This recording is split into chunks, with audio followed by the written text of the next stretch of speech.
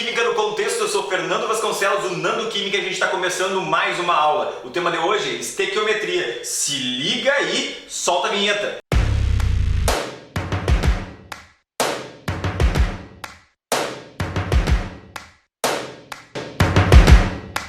Minhas criaturas, hoje o assunto vai ser estequiometria. A gente precisa conversar um pouquinho sobre proporções, massas, e aí a gente precisa relacionar as coisas. É muito fácil a gente ir ao supermercado e comprar 1 quilo de qualquer coisa, né? Meio quilo, né? Algumas gramas de algumas substâncias, porque a gente está toda a vida acostumado a quantificar essas coisas palpáveis, né? Agora, quando a gente se refere a átomos e moléculas, a escala reduz drasticamente, e por isso que surge o conceito, né, daquela unidade, daquela quantidade de matéria que é o mol. Eu lembro a vocês que 1 mol de qualquer coisa equivale à constante de Avogadro, 6,02 vezes 10 na 23 unidades. Imagine 1 mol de cachorro, 1 mol de bolitas, 1 mol de papagaio, 1 mol de átomos, e que maravilha, já pensou? 1 mol de Fernandos com 6,02 vezes 10 na 23 Fernandos, seriam 600 sextilhões de Fernandos nesse mundo, que loucura! Porra,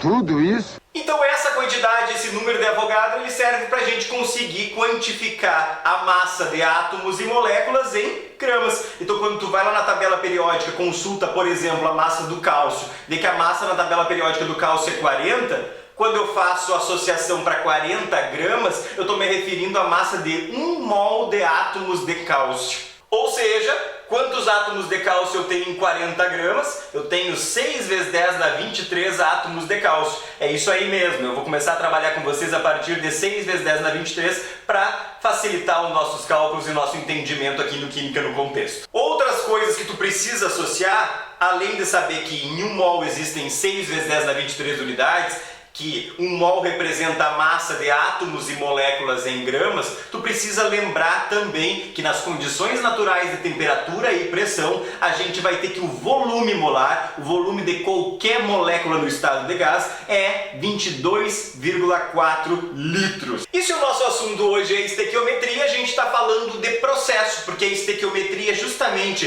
né, a aplicação desses nossos cálculos químicos iniciais num processo reacional, quer dizer, numa reação química, no estabelecimento de uma equação. Então, quando a gente tem equação química dada num problema, a gente tem que levar muito ela em consideração. Dentro da estequiometria, a gente tem que considerar o processo, ou seja, a ação dos reagentes durante o processo e também a formação dos produtos. Por isso que a leitura da equação, o entendimento da reação é o primeiro passo que tu tem que fazer, junto a mais 2 que eu já vou contar para ti. Então, na estequiometria, além de conhecer a história do processo através da equação química, tu tem mais 2 passos a seguir antes de achar o resultado do que o problema está te pedindo, ou seja, o que o contexto está te exigindo. Para isso, além de conhecer esse processo, tu tem que ajustar a equação e por fim estabelecer uma regra de 3 e depois é só correr pro abraço.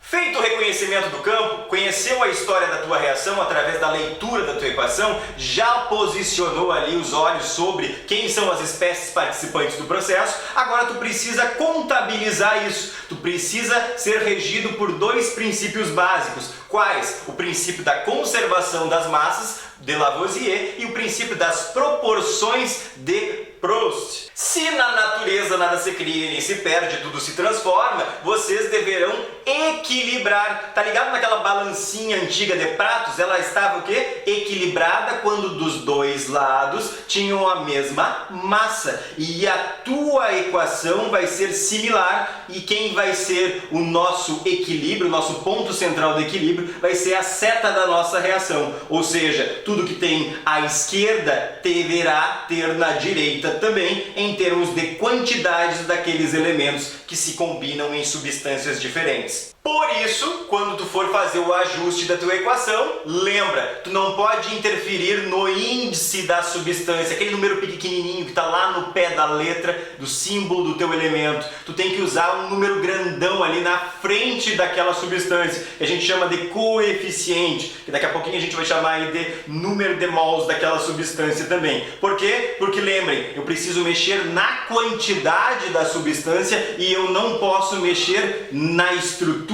da substância. Então, senhores, vamos lá. Vamos aplicar isso num exemplo prático. A síntese, a formação da amônia, o NH3. Então, lança a fórmula aí para vocês. Eu tenho nitrogênio reagindo com hidrogênio e formando a nossa amônia nesse processo. Conhecido o contexto, o enredo do nosso problema aqui, que é a formação, a síntese da amônia, conhecidos os nossos reagentes e o nosso produto da reação, agora a gente tem que equilibrar o nosso sistema aqui. A gente tem que fazer o quê? O ajuste, o balanceamento da nossa equação. Então, vamos contabilizar? Uma das formas simples de fazer isso também como macete é começar a sempre ajustar a partir dos metais, nesse caso a gente não tem nenhum, depois a gente vai para os não metais e depois a gente finaliza com hidrogênio e deixa o oxigênio sempre para o fim dessa contabilidade aqui de átomos na nossa equação.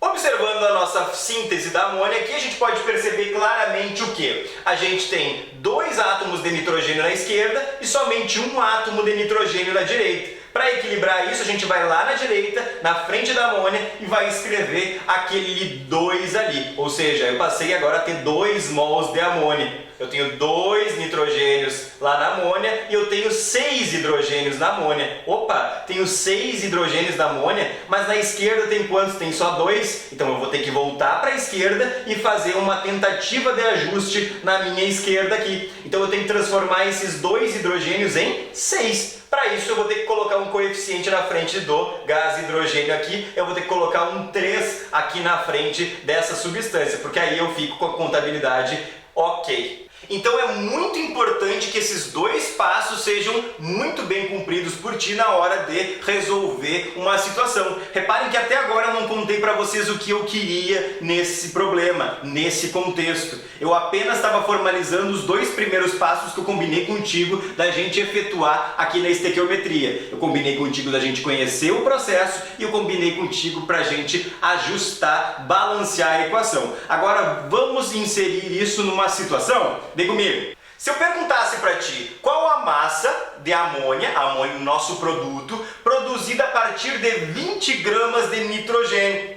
Então reparem que eu estou estipulando a partir de uma massa de nitrogênio quanto de amônia, quanto do produto vai ser formada se caso eu utilizar 20 gramas de nitrogênio no processo. O que eu vou fazer? Agora basta a gente trabalhar com os dados obtidos a partir das informações básicas da onde? Da equação já ajustada. Por isso que o passo do ajuste é muito importante nesse processo. Então a gente já estabeleceu 2 coisas importantes. A gente já captou qual é a pergunta do problema, o X da questão, que é a massa de amônia sintetizada, produzida a partir do dado. Qual foi o dado? As 20 gramas de nitrogênio. Então agora a gente estabelece uma regra de 3 respeitando as similaridades. Quer dizer, em cima da massa de amônia eu vou pôr a massa de amônia e em cima da massa de nitrogênio eu vou pôr massa de nitrogênio. Esses dados para compor a nossa regra de 3 aqui, eles virão da onde? Eles virão lá da nossa equação já ajustada, por isso que a gente fez o ajuste anteriormente. Para a finalização do nosso cálculo aqui, para estabelecer finalmente a nossa regra de 3 aqui, eu vou partir do dado do problema, o X da questão, que é a massa de amônia que deverá ser produzida,